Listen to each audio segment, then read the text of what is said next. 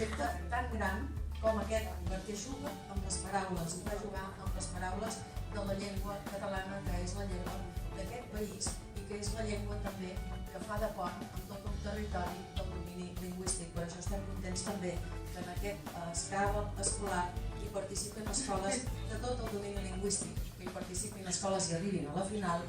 escoles de Castelló i escoles d'Elx i escoles de Catalunya, i que junts els estudiants pugueu veure que estem utilitzant la mateixa llengua, que podem jugar a la mateixa llengua, que podem aprendre en la mateixa llengua i sobretot, que aquesta llengua, la llengua catalana, és la llengua de tots els que vivim a Catalunya, de tots els que vivim en el domini lingüístic.